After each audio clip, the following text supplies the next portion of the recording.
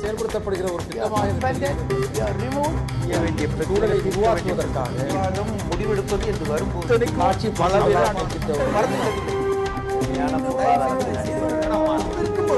எதிர்த்து பேசிட்டு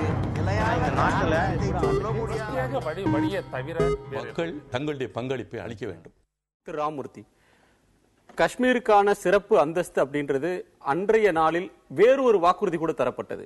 நேரு இது பற்றி ஒரு பொது வாக்கெடுப்பே நடத்தலாம், நீங்க அங்க எதிர்ப்பு வந்த நேரத்தில் நீங்கள் இந்தியாவோடு இணைந்திருப்பதா இல்லையா, சுதந்திர காஷ்மீராக இருப்பதா இல்லையா என்பதை நீங்கள் முடிவு செய்து கொள்ளலாம் அப்படின்னு அந்த மக்களுக்கு வாக்குறுதியை 60 ஆண்டுகளுக்கு முன்னால் அவர் தந்தார்.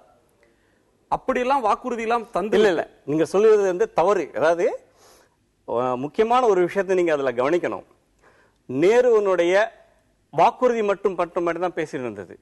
அதற்கு போடப்பட்ட கண்டிஷன்ஸ் என்னன்றது அவங்க யாருமே சொல்ல மாட்டேன்றாங்க.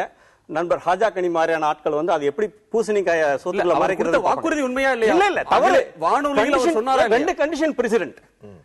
ஜம்மு அண்ட் காஷ்மீர்ல ஆக்குபைடு பகுதியில் இருக்கின்ற ராணுவத்தினர் நீக்கிக் கொள்ளப்பட வேண்டும். அவர்கள் முழுமையாக நீக்கிக் கொள்ளப்பட்டு அங்க நார்மல்சி வந்ததுக்கு அப்புறம் இந்த பிளபிசைட் நடக்கும் அப்படின்னு மட்டும்தான் சொன்னாரு.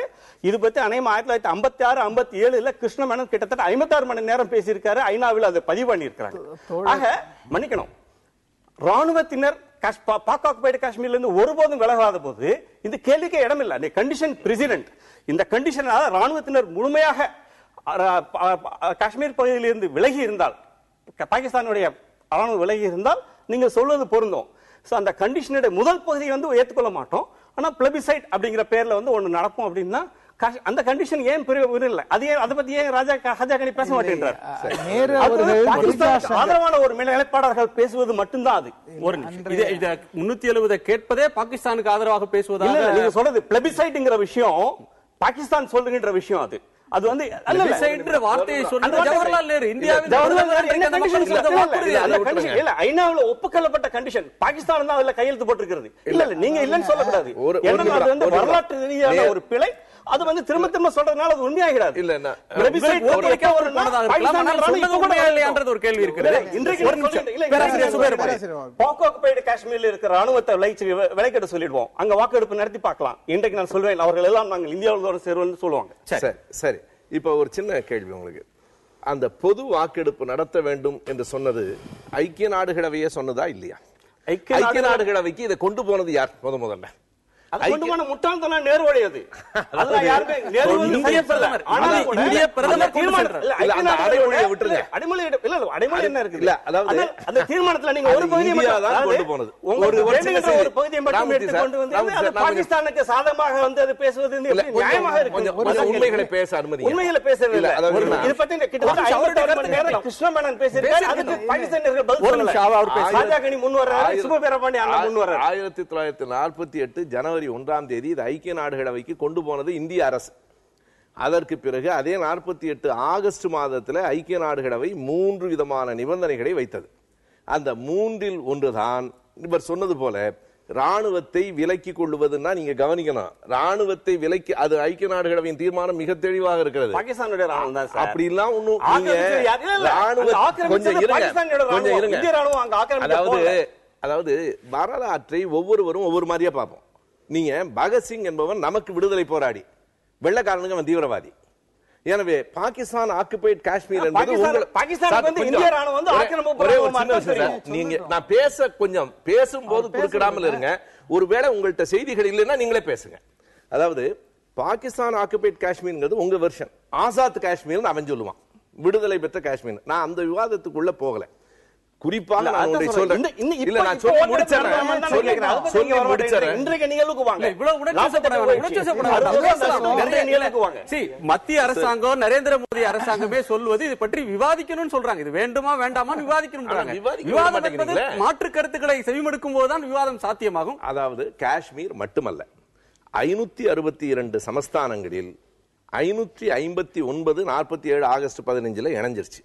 3 சமஸ்தானங்கள் இணையவில்லை. ஒன்று காஷ்மீர், இரண்டாவது ஹைதராபாத், மூன்றாவது ஜுனாகத். ஒத்துக்குவீங்கன்னு நினைக்கிறேன். இதுல எல்லாம் ஒன்றும் சிக்கல் இல்லையே. அப்போ ஹைதராபாத்தை 3 நாட்களில் ராணுவத்தை வைத்து அதை இந்தியாவோட இணைத்தார்கள். மிச்சப்பட்டிருந்தது காஷ்மீரும் ஜுனாகத்தும். இந்த ஒரு வித்தியாசத்தை நான் சொல்லணும். காஷ்மீரில் இருந்த மன்னர் ஹரிசிங் இந்து, அங்கே இருந்த மக்கள் 77% பேர் இஸ்லாமியர்கள். இந்த பக்கத்தில் பாத்தீங்கன்னா ஜுனாகத்தினுடைய மன்னர் நவாப் முகமது இஸ்லாமியர். ஆனால் அங்கே இருந்த மக்கள் 96% இந்துக்கள். அப்போ அங்க பிளபிசைட் நடத்தப்பட்டது. ஜுனாகத்தில் 1948 பிப்ரவரி 24 பொது வாக்கெடுப்பு எடுக்கப்பட்டது. அதற்கு காரணம் அங்க இந்துக்கள் அதிகம். காஷ்மீர்ல எடுக்கப்படல, காரணம் அங்க இஸ்லாமியர்கள் அதிகம். இந்த புள்ளி ஒருத்தர் மறுக்க முடியாது. எனவே இதுதான் உண்மை. அதாவது ராஜா ஹரிசிங்கிறது டோக்ரா மன்னர்களினுடைய வாரிசு. டோக்ரா மன்னர்களை மக்கள் ஒரு நூற்றாண்டாக எதிர்த்தார்கள். 1846 ராஜாங்கனி சொன்ன மாதிரி இந்த டோக்ரா மன்னர்களினுடைய ஆட்சி. கடைசியா ராஜா ஹரிசிங் 2 போராட்டங்கள், நான் அதை மட்டும் சொல்லி நிறுத்திடுறேன். ஒன்று, ஷேக் அப்துல்லா கட்சி தொடங்குவதற்கு முன்பே தேசிய மாநாட்டு கட்சி 39 முஸ்லிம் மாநாடு, அதுக்கப்புறம் 1939. அதற்கு முன்னால் 1931 மக்கள் டோக்ரா மன்னர்களை எதிர்த்து கிளர்ச்சி செய்தார்கள். 45 ஷேக் அப்துல்லா கட்சி வந்ததற்கு பிறகும் மிகப்பெரிய போராட்டம் நடைபெற்றது. எனவே அங்கே மக்கள் வேறு மன்னர் வேறாக இருந்தார்கள். ஜுனாகத்திலும் அப்படித்தான் இருந்தார்கள். அங்கே ஒரு நீதி, இங்கே ஒரு நீதி என்பது சரியில்லை. நான் இப்போ அதெல்லாம் பழைய கதை. இப்போ நான் பத்ரிநாத் அவர்கள் சொன்னதை நான் ஒரு கட்டுரையாகவே ஒரு முறை எழுதியிருக்கிறேன். 370 விரிவுபடுத்துங்கள், மிக சரியான தீர்வு. அதுதான் நான் இப்ப என்ன கருதுறேன்னா, 370 நீக்கலாமா கூடாதா என்கிற விவாதத்தை விட விரிவுபடுத்தலாமா கூடாதா என்கிற விவாதத்தை தொடங்க வேண்டிய நேரம் சொல்லியிருக்கிறார். பத்ரி, நீங்க மாநில சுயாட்சி, மாநிலங்களுக்கு அதிக அதிகாரம் தரணும்ன்ற ஒரு வேலையில 370 சிறப்பு ஏற்கனவே இருக்கக்கூடிய அந்தஸ்தை மறுக்கணுமா அப்படின்னு கேட்கறீங்க.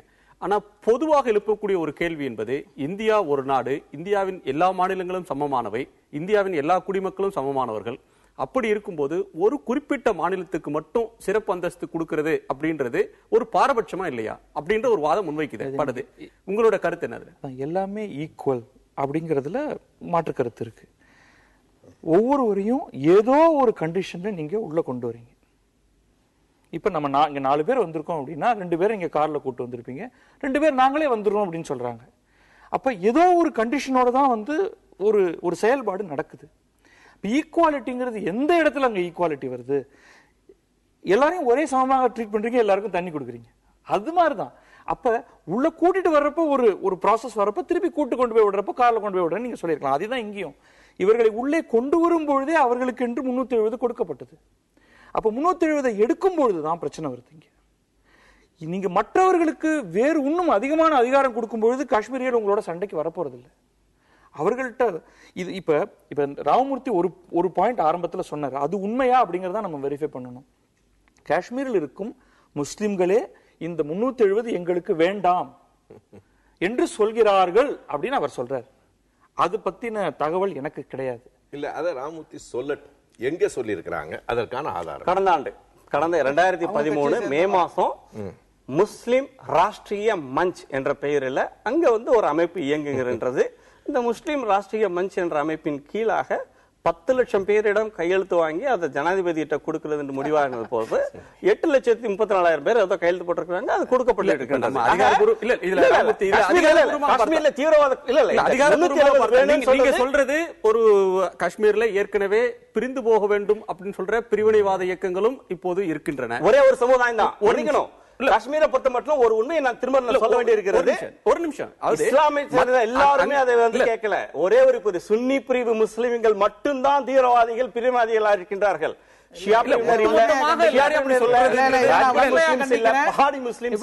குறிப்பிட்ட பிரிவினர் எல்லாருமே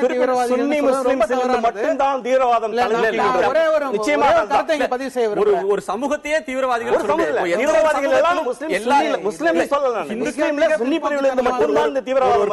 ஒட்டுமொத்தமாக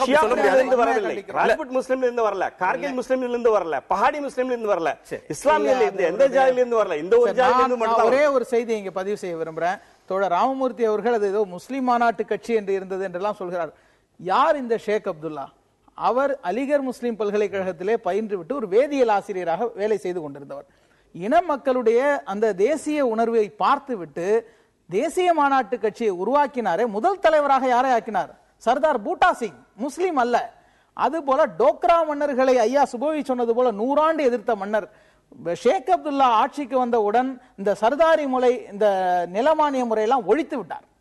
அந்த மன்னராட்சியை ஒழித்து விட்டு அவர் நியமித்த முதல் சர்தாரே ரியாசத் என்று சொல்லக்கூடிய அந்த குடியரசுத் தலைவர் பதவி யார் என்றால் டோக்ரா இளவரசர் கரண் சிங். எந்த மன்னராட்சியை முடிக்கிறாரோ அந்த இனத்தை சேர்ந்த கரண் சிங்கை தான் அவர் குடியரசுத் தலைவராகினார். மக்களாட்சி முறைக்கு அவர்களை கொண்டு வர வேண்டும் என்று விரும்பினார். இப்படி உன்னதமான பண்பு ஷேக் அப்துல்லா அவர்களுக்கு இருந்ததனால்தான் கொடைக்கானலே ஒரு சிறை வைக்கப்பட்ட போது மறைந்த முன்னாள் முதல்வர் மரியாதைக்குரிய எம்ஜிஆர் அவர்களை சந்தித்து பேசிய போது காஷ்மீருடைய நிலைப்பாடுகளை ஏற்றுக்கொண்டார். அதற்கு முன்பு எம்ஜிஆர் அவர்கள் இப்படி எப்படி தனி மாநில தனி சிறப்பு என்று கேட்டார். ஷேக் அப்துல்லாவோடு எம்ஜிஆர் அவர்களுடைய சந்திப்பு நிகழ்ந்த பிறகுதான் எம்ஜிஆர் அவர்களே அந்த தேசிய உணர்வை ஒத்துக்கொண்டு அதை சொன்னார் என்றெல்லாம் வரலாறு இருக்கிறது. நான் சொல்ல விரும்புவது, கவிஞர் வைரமுத்து சொன்ன கதை ஒன்று ஞாபகத்து வருது. ஒரு தவளையை பிடித்து 4 காலையும் வெட்டி விட்டு குதி என்று சொன்னால் குதிக்கவில்லை. 4 காலையும் வெட்டி விட்டால் தவளைக்கு காது கேட்காது என்று ஆய்வாளர் முடிவெடுவது போல அங்கே இருக்கக்கூடிய பிரச்சனைக்கெல்லாம் காரணம் armed forces special powers act என்று சொல்லக்கூடிய அப்ஸ்பா 370 அல்ல. 370 சரியாக இருந்திருந்தால் அந்த மக்கள் இந்தியாவோடு மேலும் மேலும் இணக்கமாக இருப்பார்கள். நீங்கள் தடியால் அடித்து பூக்களை மலரச் செய்ய நினைக்கிறீர்கள். தடியால் அடித்து தாமரை வேண்டுமானால் மலரலாம், மற்ற பூக்களுக்கு சாத்தியம் இல்லை. தாமரை அரசியல் தாமரையை சொல்றேன். தொடர்ந்து பேசலாம். நிறைய கருத்துக்கள் பதில் சொல்ல வேண்டி இருக்கிறது. நாம் ஒரு சிறிய இடைவேளைக்கு பிறகு விவாதிக்கலாம். ஒரு சிறிய இடைவேளைக்கு பிறகு நேர்பட பேசு தொடரும்.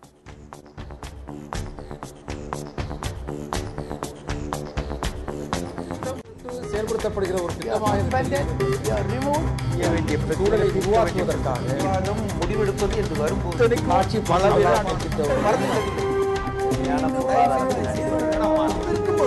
எதிர்த்து பேசிட்டு மக்கள் தங்களுடைய பங்களிப்பை அளிக்க வேண்டும்.